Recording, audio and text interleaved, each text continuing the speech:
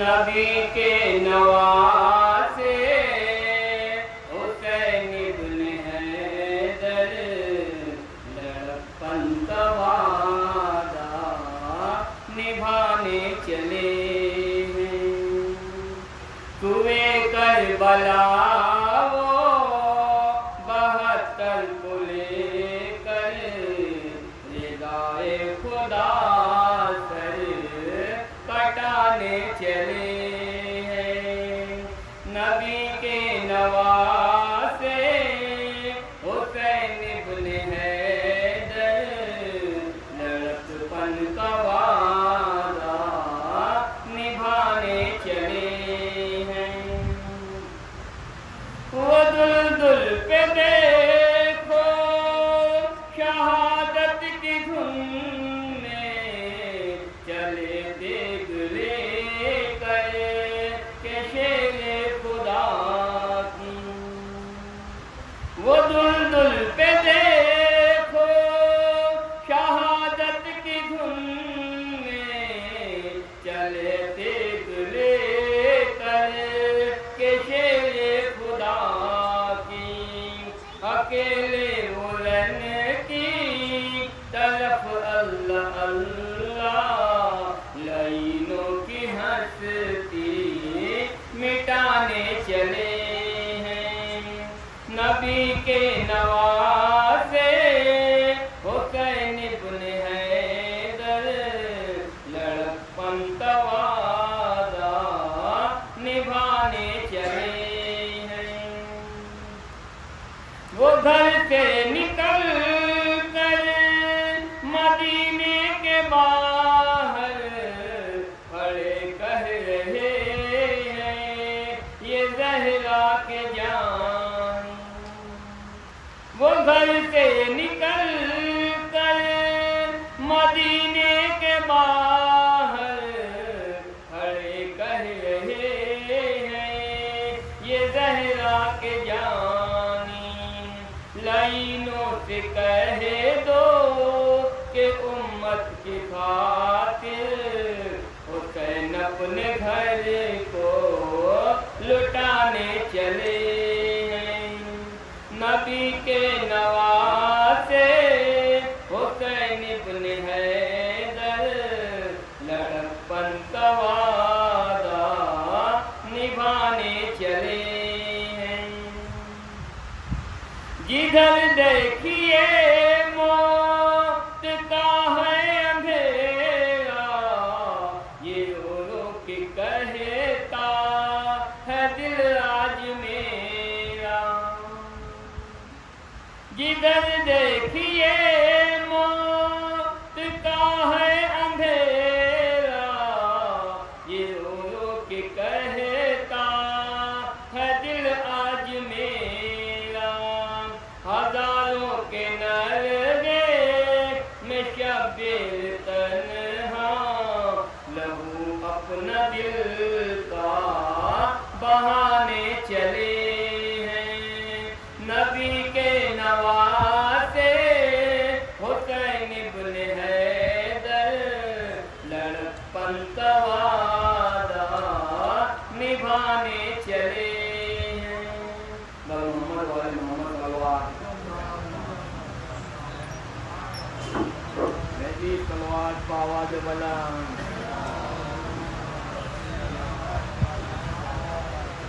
صلوات بار دیگر۔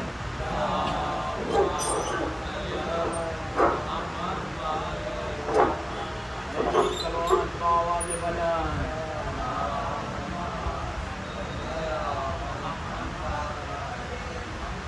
صلوات بار دیگر۔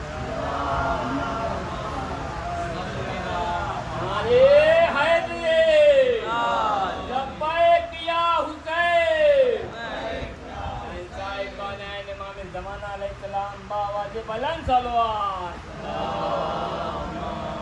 صلی اللہ محمد و آل محمد۔ اللہ اکبر۔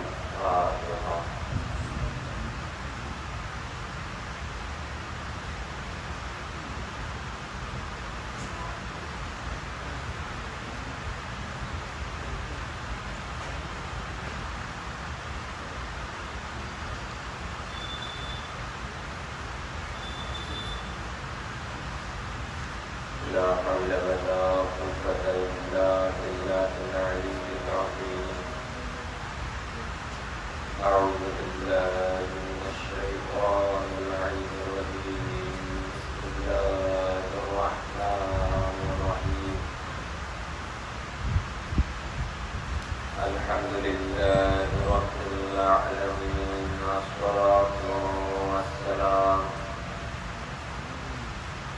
والتحية والإكرام على النبي المكي المدني القرشي الهاشمي الاتهامي السيد البديع السراج المضيء الكوكب الدري صاحب مقالب السكينة المدفون بأرض مدينة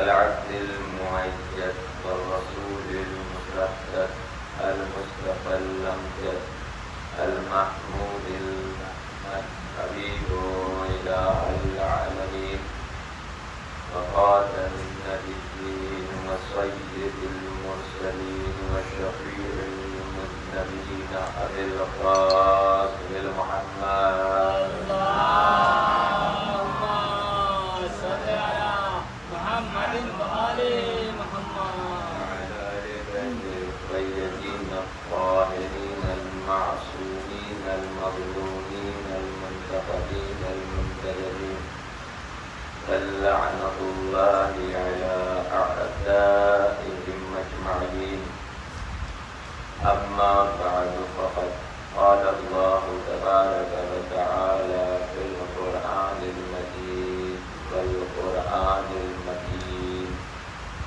بسم الله الرحمن الرحيم وإذ ابتلى إبراهيم ربه بكلمات فأتمهن قال إني جاعلك للناس إماما قال ومن ذريتي قال لا ينال أحد الظالمين اللهم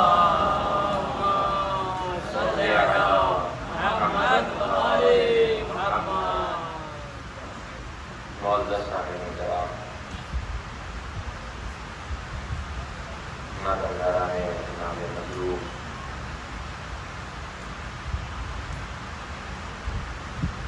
ذکر امام سے اپنی معرفت امام میں اضافہ کرنے والوں پروردگار عالم اپنی محکم کتاب جس کے کئی نام اس قرآن میں ذکر ہوئے ہیں، کبھی اسی قرآن کا نام ذکر ہوا، کبھی اسی قرآن کا نام قرآن ہوا، کبھی اسے کتاب سے تعبیر کیا گیا۔ اس کتاب میں پروردگار ارشاد فرما رہا ہے، اس کا ترجمہ میں کافی مرتبہ کر چکا ہوں، مزید ترجمے کی ضرورت نہیں ہے۔ کچھ سوالات جو اس آیت کے ضمن میں یا اس موضوع کے ضمن میں جو ہمارا موضوع ہے فلسفہ امامت، فلسفہ امامت یعنی فلسفہ کیا ہے امام بنانے کا، کیوں امام بنایا گیا، اس کے پیچھے مقصد کیا تھے، وجہ کیا تھی۔ بہت سی چیزیں بتا چکا ہوں کہ ہر چیز کے پیچھے کوئی نہ کوئی مقصد ہوتا ہے، اگر بغیر مقصد کوئی کام کیا جائے تو وہ کام کامیاب نہیں ہوتا ہے۔ ضروری یہ ہے کہ جو بھی مقصد، جو بھی کام کیا جائے اسے کرنے سے پہلے ایک مقصد کو تیار کر لیا جائے کہ ہمیں اس مقصد کے ساتھ جو ہے وہ اپنے کام کو انجام دینا ہے۔ امام حسین علیہ السلام جب مدینے کو چھوڑ رہے ہیں اور کربلا جا رہے ہیں تو بغیر مقصد کے نہیں گئے، بلکہ ایک ایسا مقصد تھا ان کے ساتھ کہ جو آدم کا بھی مقصد تھا، موسیٰ علیہ السلام کا بھی مقصد تھا، جو عیسیٰ علیہ السلام کا بھی مقصد تھا، خود آخری نبی کا بھی مقصد تھا، علی کا مقصد تھا، حسن علیہ السلام کا مقصد تھا۔ وہ مقصد لے کر امام حسین السلام کربلا کے میدان میں آئے۔ اب جب 10 محرم ہو گئی، 11 محرم کی تاریخ آئی، اور زینب سلام اللہ علیہ اب جو کربلا سے کوفہ اور کوفہ سے شام جا رہی ہیں، وہ بھی مقصد لے کے جا رہی ہیں، وہ بھی مقصد لے کے جا رہی ہے۔ امام حسین علیہ السلام کا جو مقصد تھا وہ یہ تھا کہ سنیجیے گا، امام حسین علیہ السلام کا جو مقصد تھا وہ یہ تھا کہ خدا کے دین کا چرچا ہو جائے، خدا کا دین ہر ایک گھر میں پہنچ جائے۔ جناب زینب علیہ مقام کا مقصد یہ تھا کہ جس نے دین خدا کو بچایا اس حسین کا ذکر گھر گھر میں پہنچ جائے۔ توجہ کر رہے ہیں، یعنی دونوں کا مقصد تھا۔ کمال یہ ہے کہ دونوں کے مقصد میں تباہی نہیں ہے، یعنی فرق نہیں ہے، بلکہ تماثل ہے، مماثلت رکھتی ہے، دونوں ایک دوسرے سے ملتے جلتے ہیں۔ کیوں ملتے جلتے ہیں؟ کیونکہ یہ جو امام مقصد لے کے کربلا کے میدان میں آئے اور پھر اسی مقصد کو جناب زینب نے آگے بڑھایا، وجہ یہ تھی کیونکہ زینب جانتی تھی کہ حسین کا مقصد کیا ہے۔ اب میں اگر اور واضح کروں اور اپنے موضوع سے ربط دوں تو میں اتنا کہہ دوں کہ جناب زینب سلام اللہ علیہ ایک امام کی بہن تو ضرور ہے، مگر اس سے پہلے وہ ایک امام کے لیے ویسے ہی ہے جیسے ایک عام رعایا ہوتی ہے۔ مطلب کہنے کا کیا ہے؟ مطلب کہنے کا یہ ہے کہ زینب مقصد حسین کو اس لیے پہچان رہی ہے کیونکہ ان کے دل میں معرفت حسین تھی، ان کے دل میں معرفت امام تھی۔ ایک صلوات پڑھ دیجیے بالکل کر رہا محمد و آل محمد۔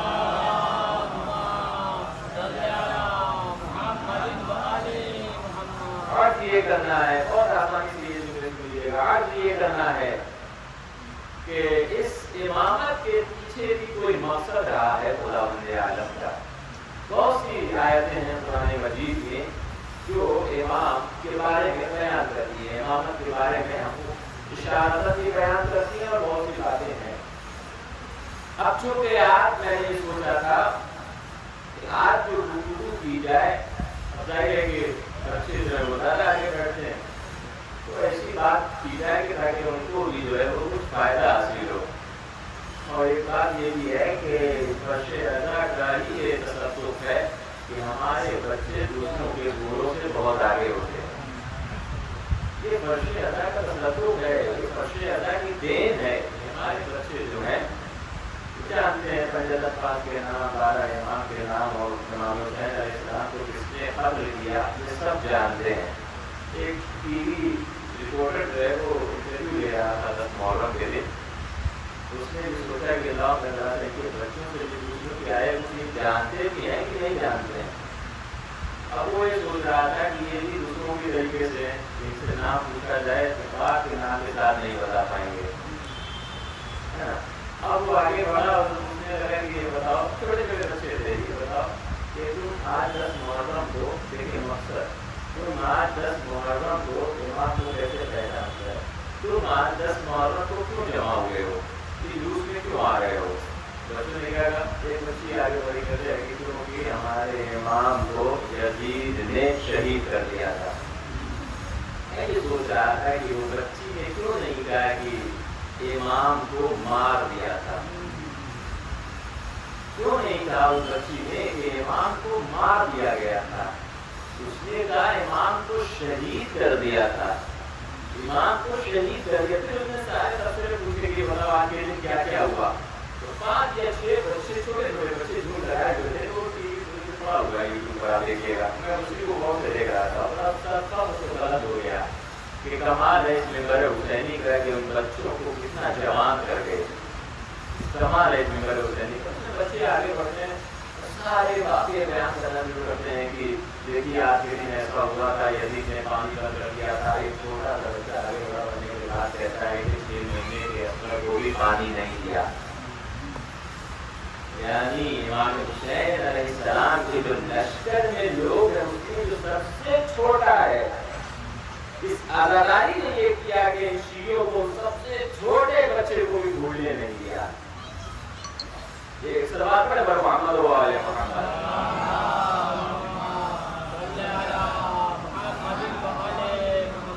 मैं छोटे बच्चों के लिए कर दूं कि देखिए आप अगर कोई भी चीज अपने बीच में बात आती है तो 2 मिनट में दिक्कत होती है, लेकिन आप कोशिश कीजिएगा बात तक पहुंचने की। छोटे बच्चे हैं, मैं इन्हीं से बात करूँ क्योंकि ये ज़्यादा है हमारे सामने और इनको भी सीखना है। देखिए बात दरअसल ये है कि आप कोई भी काम करते हैं, मैं अपनी बात की तरफ आ रहा हूँ, मौजूद है इमामत। आप कोई भी काम करते हैं तो उसके पीछे आपसे रीजन पूछा जाता है, ये बताओ 2 2 4 कैसे हुआ, 2 2 5 क्यों नहीं हो सकता है। तो आप कहीं मैथमेटिक्स है, मजाक करने वाले ने बनाने वाले ने ऐसा बनाया 2 2 4 हो सकता है, 2 2 5 नहीं हो सकता है। क्या और आगे बढ़ूं, 2 से पहले 1 होता है, 1 से पहले 2 क्यों नहीं हो सकता है। ये सवाल है ना। तो एक बच्चा जवाब देगा नहीं, 1 1 रहेगा, 2 2 रहेगा, 3 3 रहेगा। मतलब ये है कहने का कि आपको मालूम होना चाहिए कि मैथमेटिक्स या ये जो जोड़ और घटाव है इसके क्या कवानीन है और इसका मकसद क्या है मैथमेटिक्स में। अगर ये न हो, इसका इल्म न हो तो कोई सरफिरा कह देगा कि 2 2 5 होता है ना, कोई सरफिरा ये कह देगा कि 2 2 5 होता है, कह देगा। लेकिन जब उसे मालूम हो कि नहीं मैथमेटिक्स का कायदा ये है और जोड़ और घटाए जोड़ना अगर है तो 2 तो 4 ही होगा, 2 2 5 नहीं होगा। उसी तरीके से इन बच्चों को मालूम ये होना चाहिए कि जिसे इमाम बनाया जा रहा है, इमाम वही होगा जिसे अल्लाह बना कर भेजेगा। एक सलवार पर मोहम्मद वाले मोहम्मद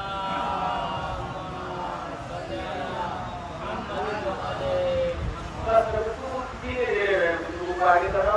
अब मैं यहाँ पे सवाल है, सवाल को गौर से सुनिएगा क्योंकि अभी मुसलसल इसमें बहुत सी मजलिसें होनी है, बहुत सी गुफ्तगू है इसमें। अभी तो तफासीर में जो बातें आई है वो जिक्र करना भी रह गया है, लेकिन वो मैं धीरे धीरे आपके सामने बयान करूंगा। सुनिएगा, इमाम है ना, ये तो सब मान रहे हैं ना। क्या कोई ये कह सकता है कि इमाम को हम बगैर दलील के मानेंगे? हमें क्या दलील की जरूरत, इमाम है मानेंगे, खत्म बात।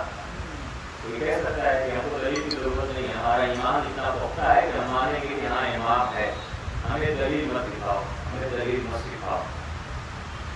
ठीक है, ये आपको कर लेंगे कि हाँ ठीक है आप मान गए। खुदा न खास्ता अगर कोई हिदायत चाहता हो, आप भी उसे एक जुमला कहेंगे,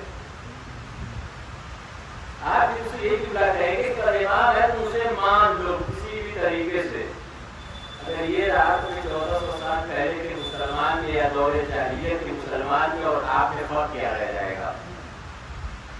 आप में और उसमें फर्क क्या रह जाएगा? मतलब ये कि दलील चाहिए, इमाम को मानने के लिए दलील की जरूरत है। नहनो अपनाउ दलील, इमाम फरमाते हैं कि हम अपनाउ दलील है, हम दलील वाले हैं, हम दलील के बगैर किसी चीज को नहीं मानते। उसूले दीन 5 है, बच्चों मालूम है ना उसूले दीन कितने हैं? 5। तौहीद, अदल, नबूवत, इमामत और क़यामत, ये 5 उसूल है। उसूल का मतलब क्या होता है? असल, जड़। अगर इन्हें हटा दिया जाए तो इस्लाम गिर पड़ेगा, अगर इन्हें हटा दिया जाए तो इस्लाम गिर पड़ेगा। अब फुरूदीन कितने हैं? 10। फुरू का मतलब होता है शाख, शाख जैसे पेड़ हो, इस्लाम एक पेड़ है, उसकी एक शाख नमाज है, एक शाख रोजा, एक शाख हज, एक शाख ज़कात, एक शाख खून। इस तरीके से पढ़ते चले जाए तवल्ला और तवल्ला के खत्म हो जाता है। अब गुफ्तगू है, उसूले दीन है 5, है ना। उसूले दीन में अदिल اللہ کی ضرورت پڑتی ہے. یہ بات یاد رکھیے گا, اصول دین میں دلیلوں کی ضرورت پڑتی ہے. آپ بغیر دلیل کے خدا کو ایک نہیں مان سکتے ہیں. یہ بات سمجھ لیجیے گا. آپ اگر شرط اگر آپ ویسا مسلمان بننا چاہتے ہیں جیسا علی بنانا چاہتے ہیں تو آپ بغیر دلیل کے خدا کو ایک نہیں مانیں گے. رسول کی ضرورت ہے, آپ بغیر دلیل کے نہیں مانیں گے. یہ بڑا دکھ پائے گا آگے, میں مقدمہ بیان کر رہا ہوں, بغیر دلیل کے آپ نہیں مانیں گے. خدا عدل کرتا ہے, آپ بغیر دلیل کے نہیں مانیں گے. بغیر دلیل کے نہیں مانیں گے. اصول میں ادلہ کی شرط ہے. اسی طریقے سے امامت نہیں, بغیر دلیل کے نہیں مانیں گے. قیامت نہیں, بغیر دلیل کے نہیں مانیں گے. اب فروع دین میں ایسی جگہ ہے کہ آپ دلیل نہیں پوچھ سکتے. آپ یہ نہیں کہہ سکتے رسول سے کہ یا رسول اللہ یہ نماز آئی ہے کیوں آئی, دلیل کیا ہے. نہیں, دلیل نہیں کر سکتا. یہاں پہ کہے گا کہ صلو کما اصلی, ایسے نماز پڑھو جیسے میں نماز پڑھتا ہوں. دلیل کی آپ ضرورت نہیں ہے, بلکہ اب آپ کو جو رسول لے کے آیا اس سے لے لو. نماز میں آپ کو دلیل کی ضرورت نہیں. ہاں, جو نماز کے قاعدے بیان کرے گا, جو نماز کے قوانین بیان کرے گا, جو بتائے گا کہ دوسری رکعت میں جو ہے, تیسری رکعت میں جو ہے تسبیحات اربع ایک مرتبہ ہے یا 3 مرتبہ بھی پڑھ سکتے ہو, اب جب وہ کہے گا تو اسے دلیل کی ضرورت پڑے گی.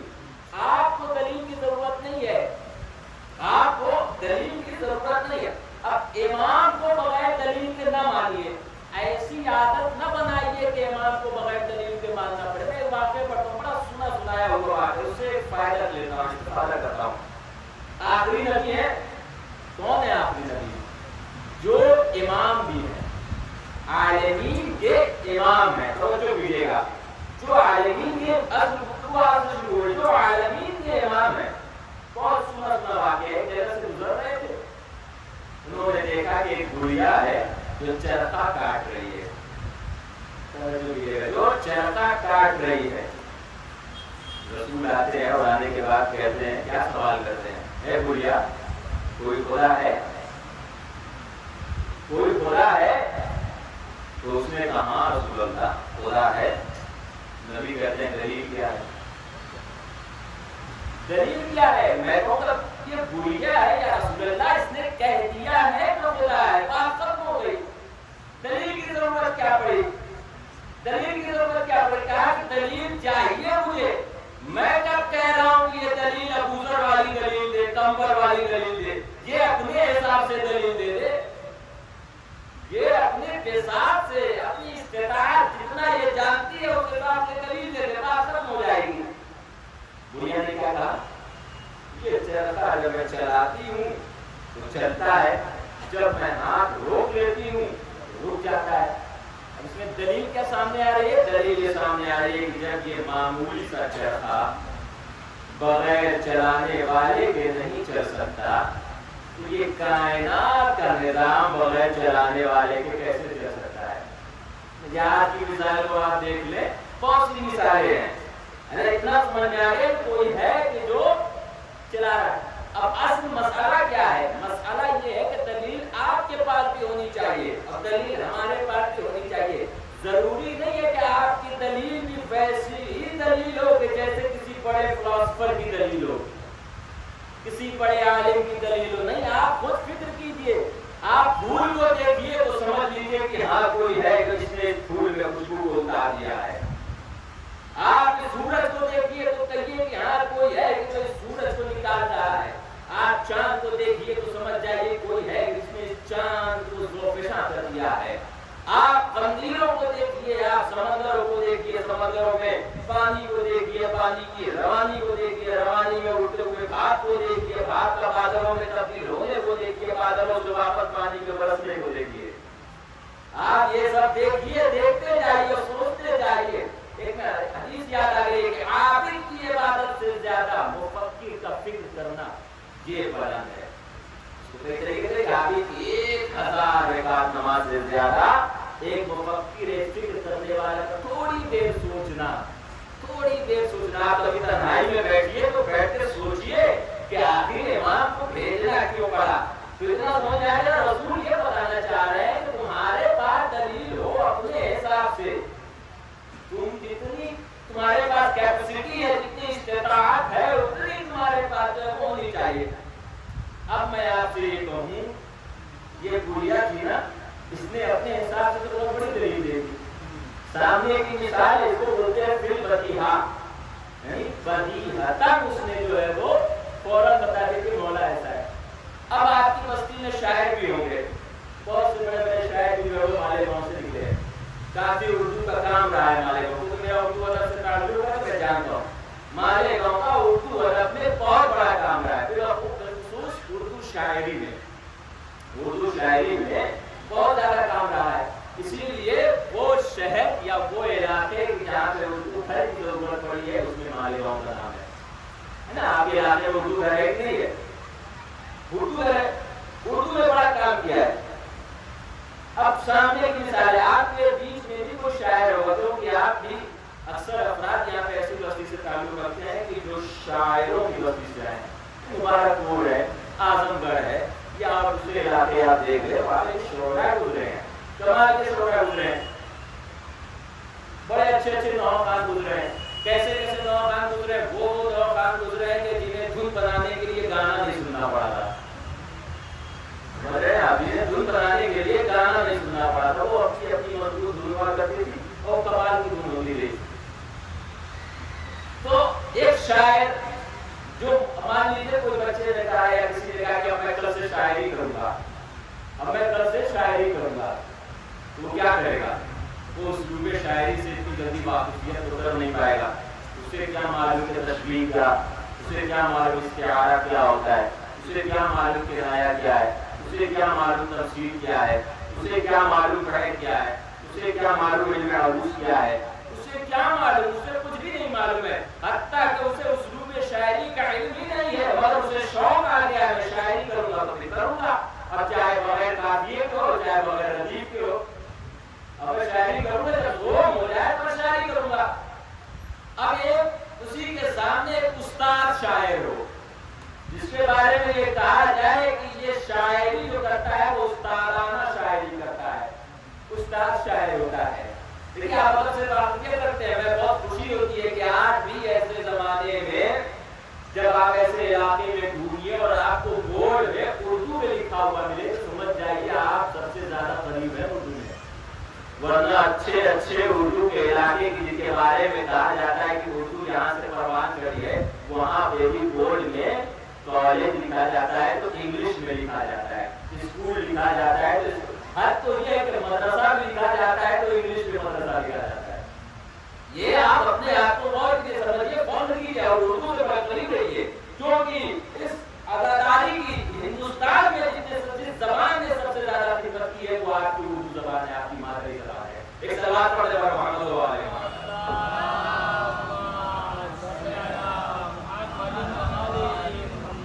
تو عزیزوں اب یہ استاد شاعر اگر شاعری کرے، آپ شاعر ہوں گے، استاد شاعر بھی ہوں گے بہت سے افراد، اب اگر وہ شاعری کرے تو اس کو معلوم ہوگا کہ اشعار یا شعر کی کتنی اصناف ہوتی ہے، کتنی صنفیں ہوتی ہیں۔ کبھی وہ قطع لکھے گا، کبھی رباعی، کبھی قصیدہ، کبھی نوحہ، کبھی سلام، کبھی غزل، کبھی ہزل، کبھی مثلث، کبھی مربع، کبھی محمد، کبھی مسدس، کبھی آزاد نظم۔ شاعری کی اصناف ہوتی ہے۔ وہ کھیلے گا، وہ الفاظ سے کھیلتا ہوا نظر آئے گا، اس کے لیے کوئی بڑی بات نہیں ہوگی کہ ایک لفظ اسی کو دوسرے معنی میں استعمال کر دے۔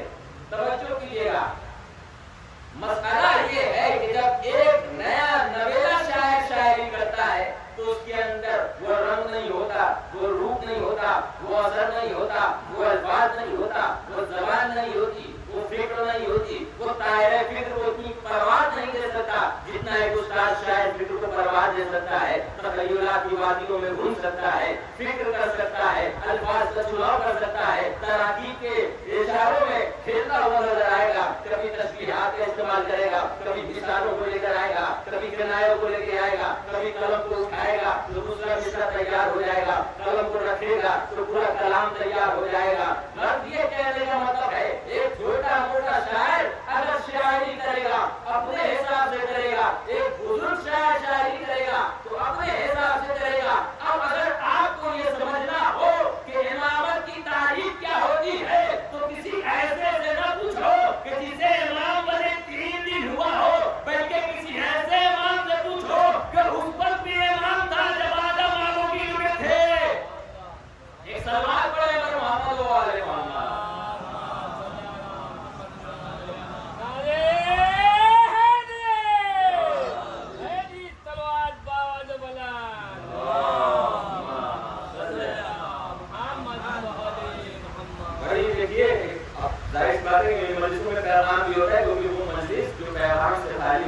نہیں ہوا کرتی ہے۔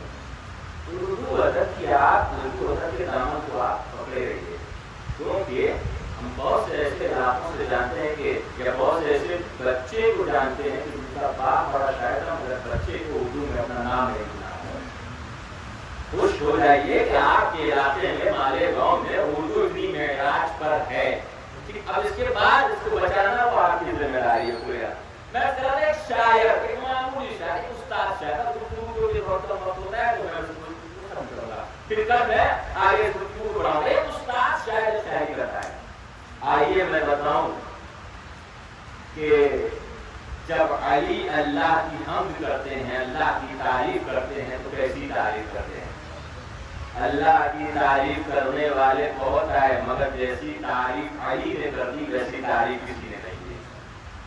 خوش ہوئیے کہ آپ کے پاس علی جیسا امام ہے، خوش ہوئیے فرض کیجیے، ہاں میں یہاں پہ کہہ سکتا ہوں کہ اپنے کالر کو اٹھائیے کہ آپ کے پاس علی جیسا امام ہے۔ آپ فخر و مباحات کیجیے، آپ سربلند ہو جائیے کہ آپ کے پاس علی جیسا امام ہے۔ میں عرض کروں گا اب دیکھیے علی کیسے تعریف کرتے ہیں۔ میں وہی چیز اپنے موضوع سے متصل ہوتے ہوئے کہ دلیل آپ کے پاس ہونا چاہیے، آپ کے اگر آپ حمد کر رہے ہیں یا امام کی تعریف کر رہے ہیں یا آپ کسی چیز کی دلیل دے رہے ہیں تو آپ اپنے حساب سے دے لیجیے۔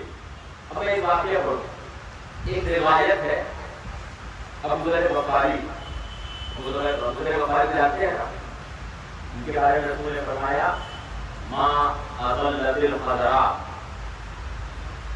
ولا اقلت الغبراء من رجل اصدق لہجة من ابی ذر۔ رسول کیا فرماتے ہیں کہ ابو ذر سے زیادہ سچا آدمی نہ ہی میں نے سبز و شاداب چمن میں دیکھا نہ بیابان صحرا میں دیکھا۔ اسی کا دوسرا مفہوم یہ ہے کہ سورج نے ابو ذر سے زیادہ سچا آدمی نہیں دیکھا ہے۔ ابو ذر کہتے ہیں کہ روایت جملے ہیں کہ کنت سائر مع علی علیہ السلام، میں جو ہے وہ رسول علی کے ساتھ کسی سفر پہ تھا، کسی راستے میں جا رہا تھا، میں کسی راستے پہ جا رہا تھا۔ یہ فرماتے ہیں کہ اذ مررنا ببعض نملۃ کالسیل، جب ہم وہاں سے گزر رہے تھے تو ہم نے دیکھا کہ چینٹی کی بڑی تعداد پھیل رہی ہے، ایک چینٹیوں کا ایک سیلاب ہے۔ اب یہ کہتے ہیں کہ قلت، میں نے کہا اللہ اکبر، یہ پروردگار کتنا بڑا ہے، اس کی ذات کتنی بڑی ہے جل محصیہ، پروردگار کتنا بڑا ہے، اس کی ذات کتنی بابرکت ہے کہ جو چینٹی کی تعداد کو بھی جانتا ہے۔ توجہ کر رہے ہیں، جو اس چینٹی کی تعداد کو جانتا ہے، رک کے ایک بات کہوں گا، جو اس چینٹی کی تعداد کو بھی جانتا ہے وہ خدا کتنی بابرکت والا ہے۔ یہ ابو ذر کا جملہ تھا، ابو ذر کے بغل میں، ابو ذر کے بازو میں ابو ذر کا امام بیٹھا ہوا تھا، اس نے کہا، روایت آگے بڑھتی ہے کہ قال علیہ السلام، علی علیہ السلام نے کہا لا تقل لذالک، اے ابو ذر ایسا مت کہو، یہ بھی کوئی خدا کی تعریف ہوئی ہے، یہ بھی کوئی خدا کی حمد ہوئی ہے، یہ بھی کوئی خدا کی تعریف ہوئی ہے، ولیکن تقل، اگر تعریف کرنا ہے تو ایسے کرو جل بارئہ، وہ خدا کتنی بابرکت والا ہے جس نے چھوٹی سی خلقت میں بھی تمام خلقت کے تمام شاہکار کو جمع کر دیا ہے۔ ابو ذر تعریف کرنا ہے تو خدا کی ایسے تعریف کرو، بڑا تفصیل جملہ ہے۔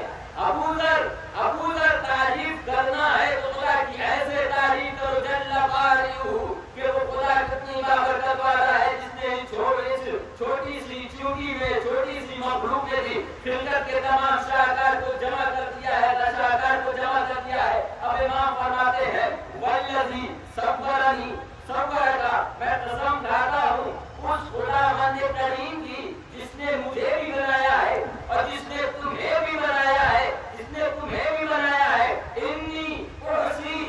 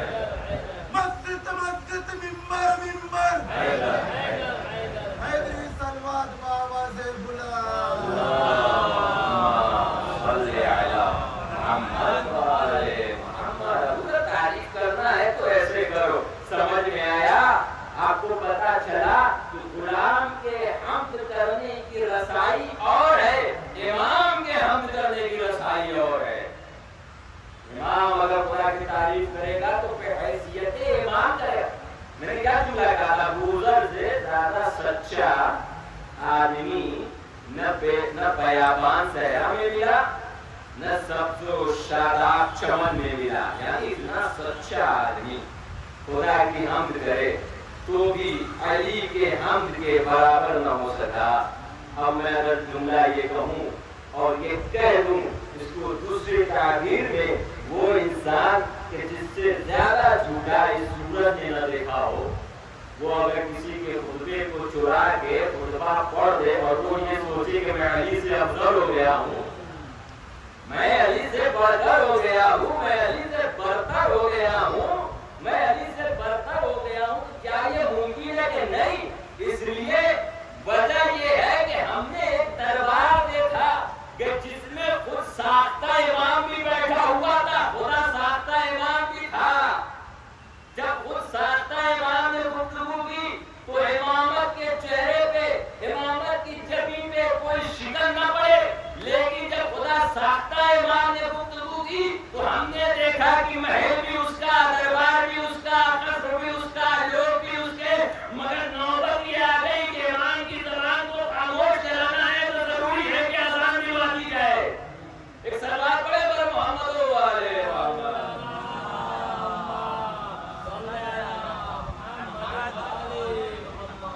چونکہ بات جہاں تک آ رہی ہے, آپ یہی کرنا چاہ رہا ہوں میرے عزیزوں, آپ امام کی تعریف کیجیے, اپنے حساب سے تعریف کریں. بڑی گفتگو ہے, ہمارے پتے امام ہے, نہ جانے کتنے پہلی ہے. اور ذرا سا ان چہروں سے پردوں کو بھی ضرور اٹھائیے کہ جنہیں تاریخ نے ان کے چہرے پہ پردے کو ڈال دیا ہے, کیونکہ اگر آپ پردوں کو نہیں اٹھائیں گے نا تو پھر کوئی پردوں کو اٹھانے والا نہیں ہے. یزید کے چہرے پہ اسلام کا پردہ پڑا ہوا تھا. مسلمان کتنے تھے؟ بہت مسلمان تھے, مگر کسی کی ہمت نہ ہوئی کہ یزید کے چہرے سے پردے کو ہٹایا جائے. پردہ اگر ہٹانے کے لیے کوئی نکلا ہے تو وہ صرف آپ کا امام ہے, امام حسین علیہ السلام. توجہ کیجیے گا. اب یہ اسلام امام جو بنتے ہیں, میں نے بہت کچھ عرض کیا ہے کہ امام جو منصور اللہ ہوتے ہیں یا یہ ہوتے ہیں. امام کا کام ہوتا ہے ہدایت کرنا, دوسروں کی ہدایت کرنا. یہاں ابو ذر کی ہدایت کی ہے, کس نے ہدایت کی ہے؟ امام نے. ابو ذر دیکھو حمد ایسے ہوتی ہے, حمد یہ ہوتا ہے, یہ ہوتا ہے. اب میں آپ سے پوچھ رہا ہوں, آپ یہ بتائیے, جب امام نے ابو ذر سے کہا ہوگا کہ ابو ذر خدا کی حمد ایسے کی جاتی ہے, اب اگلی مرتبہ جب ابو ذر نے حمد خدا کیا ہوگا تو کیا ایسے ہی کیا ہوگا؟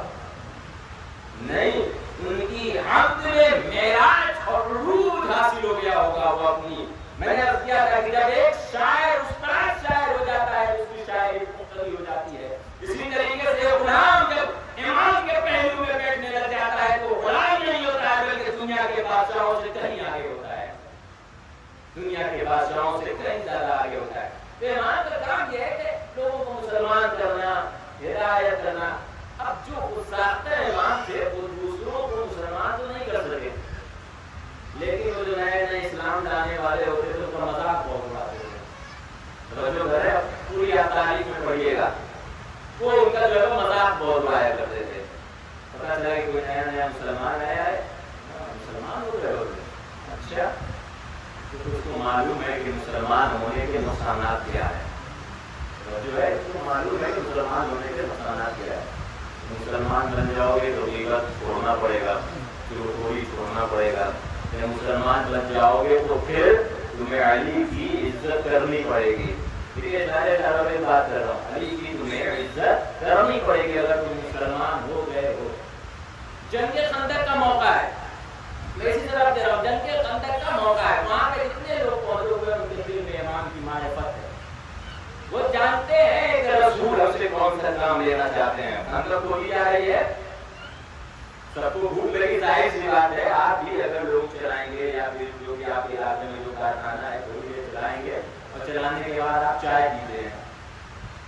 تھوڑا سا کام ہوا آپ نے چائے پیا, تھوڑا سا کام ہوا آپ نے چائے پیا. اس نمبر میں چائے کیوں پیتے ہو؟ انرجی آتی ہے, واپس سے جو ہے وہ طاقت آتی ہے, اس وجہ سے میں چائے پیتا ہوں. اسی طریقے سے اگر آپ 10 عرصہ چلا دیں تو اس کے بعد آپ یہ محسوس کریں گے کہ مجھے بھی جو ہے چائے کی ضرورت ہے, ساتھ میں اگر نمکین ہو جائے تو کیا بات ہے نا. خندق کھودی جا رہے تھے لوگ, جو ہے وہ عرصہ چلا رہے تھے, خندق کھود رہے تھے لوگ. اب کرتے کرتے کرتے کرتے لوگوں کو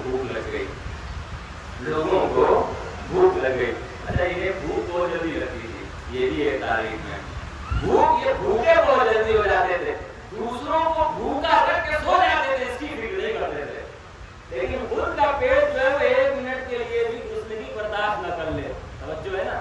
اب اندر موقع ہے، پرسہ چلا رہا ہے، بھوک لگ گئی، ظاہر سی بات ہے، ہاں انسان سے بھوک لگ گئی. جو ہے یا رسول اللہ اب پرسہ تبھی چلے گا، اب اندر تبھی کھولی جائے گی جب کچھ نوالا ملے گا، جب پیٹ میں کچھ جائے گا تبھی اندر چلے گی. ایسا ہے کہ ابھی وقت کم ہے، معاشرہ گندیا ہے، اپنے ایسا کرو اندر پہنچے میں تم لوگ مصروف رہو. میں بس ایک جملہ دوں گا. یہ دیکھیے یہ ایسے امام ہیں کہ انہوں نے اسلام کسی کو ایک مسلمان کو بنایا نہیں، ساتھ اس کو مذاق اڑاتے تھے.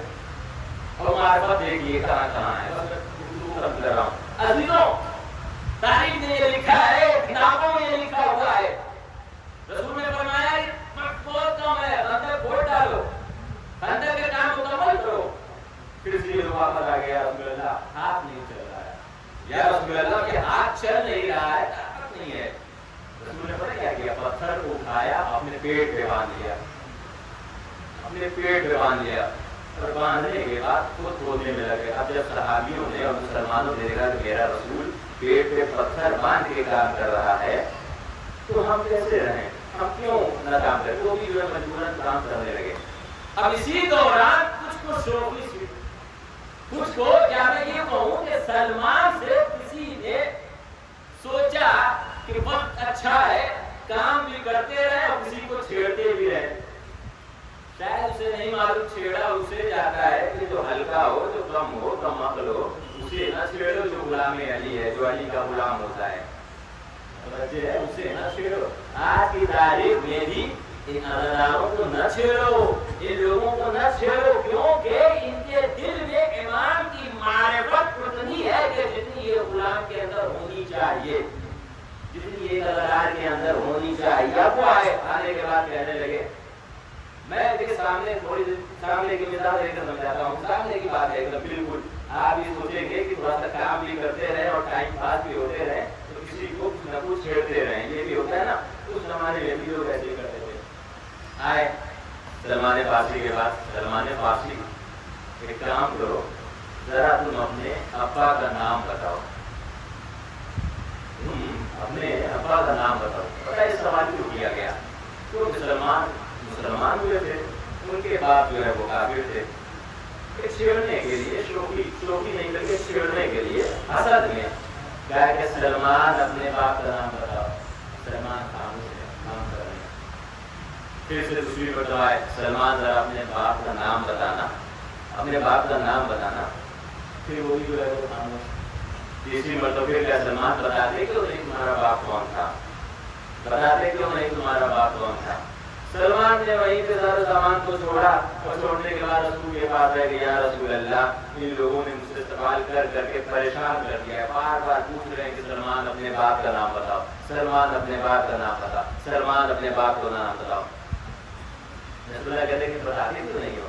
کہا کہ انہیں معلوم ہے یہ بڑے کمینے ہیں، یہ ہمارا مذاق اڑا رہے ہیں، انہیں معلوم ہے کہ ہمارا باپ کافر تھا، انہیں معلوم ہے کہ ہمارا باپ کافر تھا.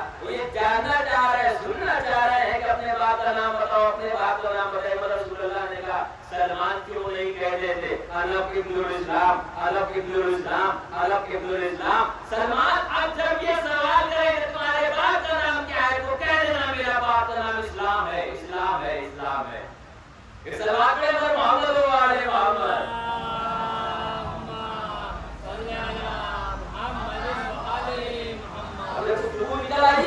اب تک بات نہیں تو ختم کرتا ہوں. جب تک آپ کو واپس آئے تو واپس آنے کو مجھے بتاؤ تمہارے باپ کا نام کیا ہے.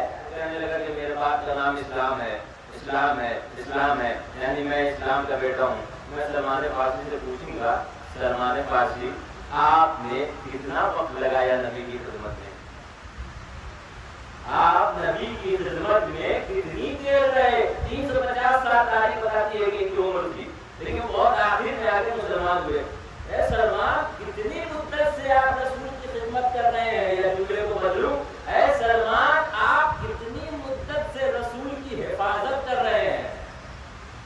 کتنی مدت سے آپ رسول کی حفاظت کر رہے ہیں؟ سلمان بتائیں گے بہت کم وقت ہو گیا. میں تو مسلمانوں سے یہ بھی کہہ دو جب تم نے اتنی تھوڑی سی مدت رسول کی حفاظت کی تو تمہارا باپ اسلام ہو گیا، تمہارا باپ اسلام ہو گیا.